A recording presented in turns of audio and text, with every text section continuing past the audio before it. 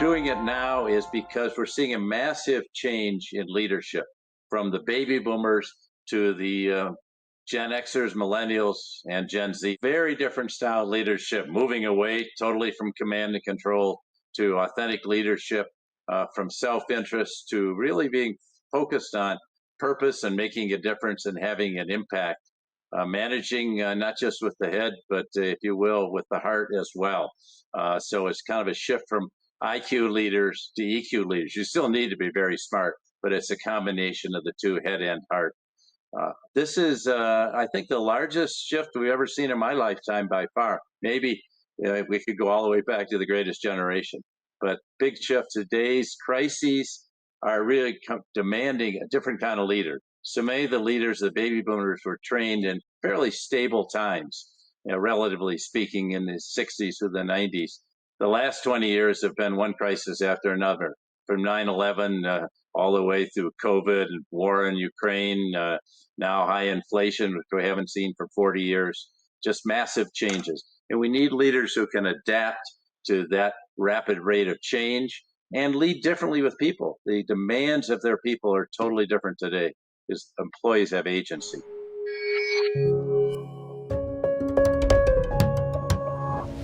You never can speak too generally about leaders, but I think today's leaders are more authentic. I saw a lot of it in my growing up era, leaders leading with charisma, with actually more for show, how they dressed. People don't care about that. They want to know who you are. Are you the real deal? Can I trust you? And if I can't trust you, I'm not going to work with you, much less follow you. So the millennials are very discerning about this, and they're quite rejecting phonies.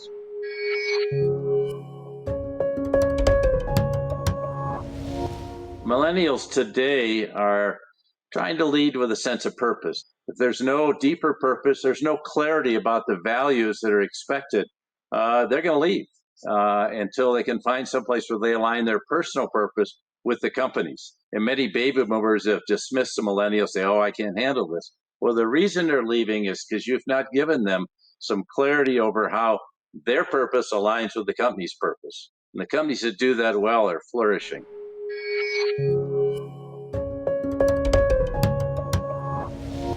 Before you can become an authentic leader, you have to know who you are. That's really your true north, your most deeply held beliefs, your values, the principles you lead by. And what inspires you? Where do you find fulfillment? And until you do that, you won't know what your purpose is. We call your purpose is really your North Star. That's that constant point in your life that your true north points you to.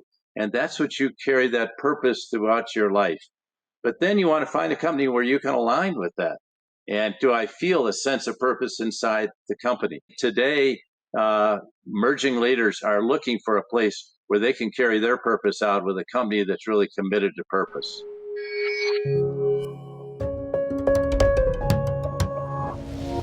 Crises are teaching leaders today that you can't just think what you maybe learned in business school, that everything's going to be long-range planning, process controls.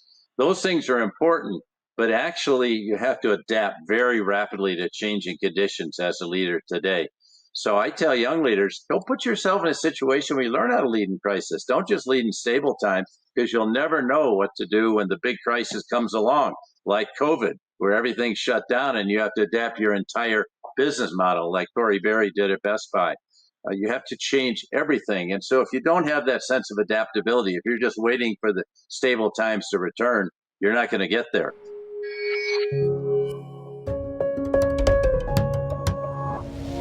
There's no question this is a very disruptive and unpredictable time.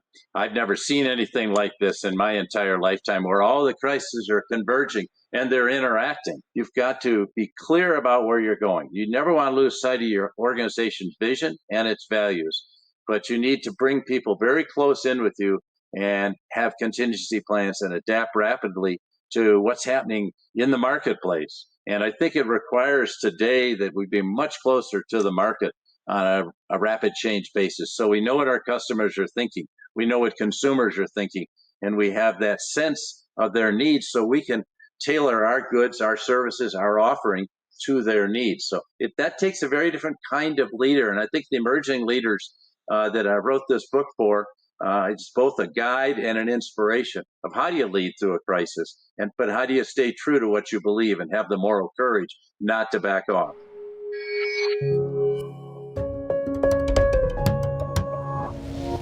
In my day, growing up, it was who's the smartest person in the room going to make the best leaders. We know now that's not the case. That's simply not true. But you have to have qualities of the heart that we tend to dismiss in the past. For instance, you have to have passion for the business. You have to have compassion for the people you're serving, or empathy for your employees, or most of all, you have to have courage. And if you think about those qualities, passion, compassion, empathy, and courage, those are all matters of the heart.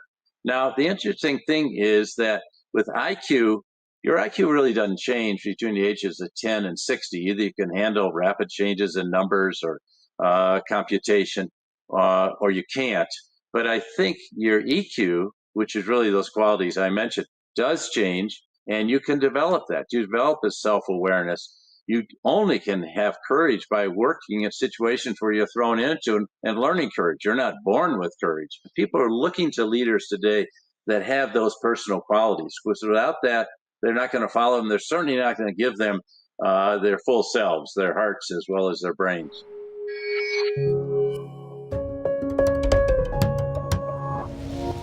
Businesses are chartered by society to serve society. And we lost sight of that, thinking it's all about serving the shareholder. Businesses have to go beyond that today, and that's the only reason people want to work there. In the Edelman Trust Meter today, business is the most trusted element in society. And I think the reason is people have given up on politicians who seem to be out for themselves and seem to be gridlocked, most of them in their 70s and 80s at the top, and they really aren't in touch with what people need. And I think they're looking to business to help solve problems like climate change, like healthcare problems, like income inequality, like food shortages and supply chain. The government's not well set up to deal with those things. They can pass laws, but they can't really address them. And I think everyone's looking business now to deal with those tough problems. And that's the challenge for today's leaders. And if they won't do that, they won't be good leaders, I can tell you.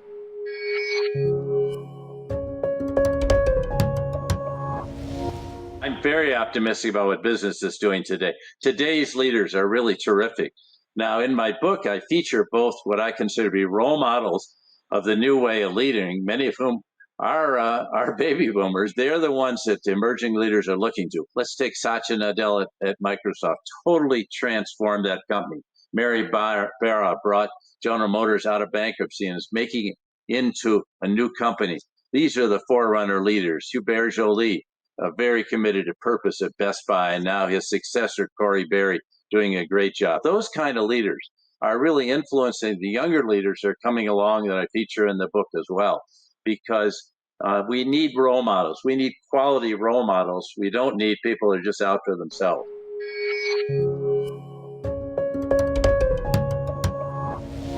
The role models that I'm citing among baby boomers have to, frankly, be the ones to help develop and guide and groom the next generation of leaders. That's what a Paul Pullman, who's been the advocate for climate change, has done. And Indra Nooyi, what she did in nutrition, and now her successor, Ramon Lagarde at PepsiCo. People like these leaders really have a responsibility to provide guidance to younger leaders coming along and be the role models and stay true to their values and their sense of purpose, but also show here's how our organization can make a difference in the world. Here's how we can have an impact. They should move on to the next stage of leading and turn the, if you will, the leadership over to the younger leaders coming along. It's time.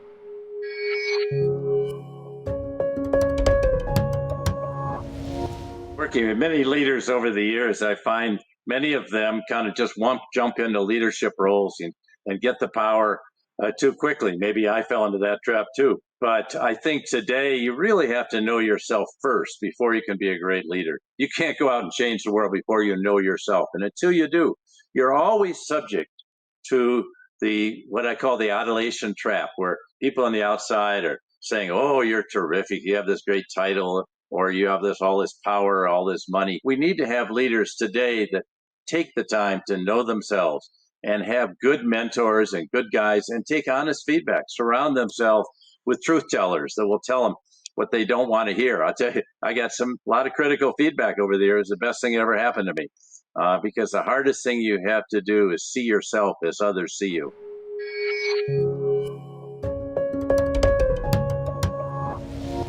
I've tried to lead authentically throughout my career, but there have been times when I got pulled off. I can tell you in my Honeywell days, I was moving up in the company rapidly and was perhaps one of the leading, or if not two leading candidates to be the next CEO. And I started to try to impress other people, wear cufflinks, which I don't wear, and say just the right things. And it wasn't me.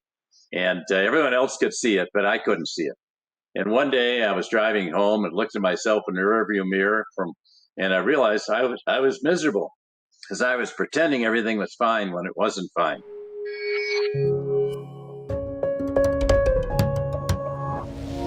Every leader in their life goes through a crucible. And I think leaders have to deal with their difficult times. That's when you deal with your dark side. That's when you find yourself and come face to face with the real you. And you have to accept your weaknesses. I had trouble accepting the fact, I'm an impatient person. I lack tact, sometimes say the wrong thing at the wrong time. I had to accept those qualities of myself before I could become a much better leader. And so I think all leaders have to go through that transformation, and they need people around them who support them and encourage them and give them honest feedback to do it. And when you do that, then you can evolve as a great leader, because it's a long journey.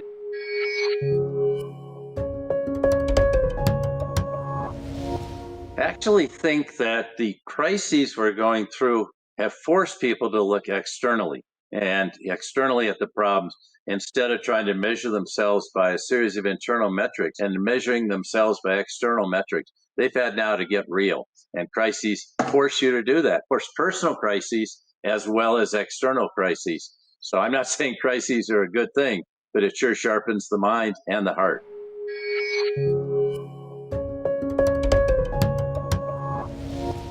I have no doubt that the crises we're experiencing have really strengthened the new generation of leaders. Let's face it, their business time started with 9/11, when for the first time in anyone's lifetime, America was really under direct attack. And then we got to the financial meltdown of 2008, followed by the more recent crises like COVID. And that kind of strips away all the pretense. Let's face it, people are risking their lives on the front line to serve us, to stock shelves in grocery stores, to service in hospitals, deliver food to our home. I think that showed leaders, you've got to be with your people. If you're not a person of the people, you're probably not going to be a good leader today.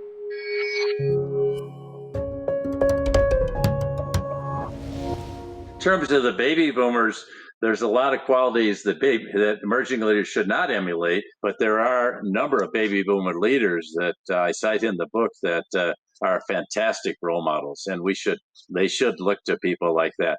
And the other thing I would say is today's world is much more diverse in terms of leadership, and that's a good thing. Women are finally being able to step into key roles. In my era, when I grew up, there weren't many female role models because they weren't given the opportunity. I think we look at BIPOC and Black and Brown employees as contributing so much, and LGBTQ being able to be who they are. But if you don't represent all your employees as a leader today, you're not going to make it. You're never going to be accepted.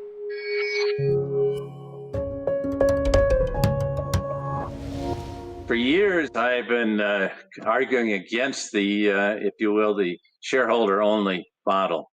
I even gave a talk about it at the American Academy of Management back in 2001 after I gave up the CEO role at Medtronic.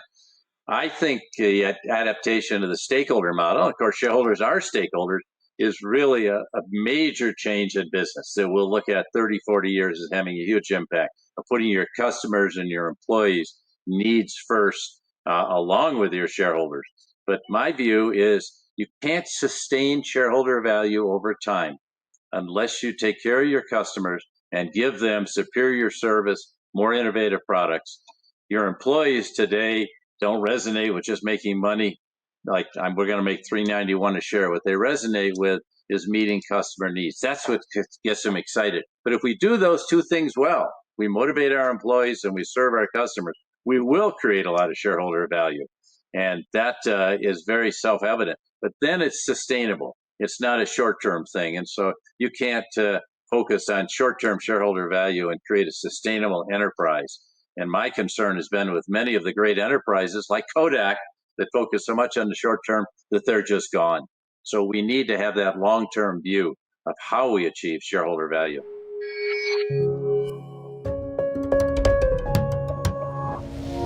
Two things. One, I'd like to just make another comment about diversity, and if I could. For years, we have not given people diverse backgrounds, women, BIPOC, LGBTQ plus employees, the full opportunities they deserve. Today, they have those opportunities, and you see people stepping forward and leading spectacularly. And I think the key is not having diversity, though. It's creating an inclusive organization where everyone feels a sense of belonging. When you create that kind of organization, you're going to be very successful. And I think leaders today are recognizing they need to create not just diversity, but inclusion within their organization. I would like to think that every leader today has a sense of purpose. And in the end of the day, they can make a difference for their short time on earth and how they're impacting human beings. And I think we do this largely through our work and our organizations. And when we get committed to, we can't change the whole world. When you get committed to making a difference in an area like climate change, like inclusive organizations, like healthcare, like income inequality, then you can feel at the end of the day when you get into your 60s or 70s, I've really made a contribution, and now I can help other people make contributions that they're passionate about.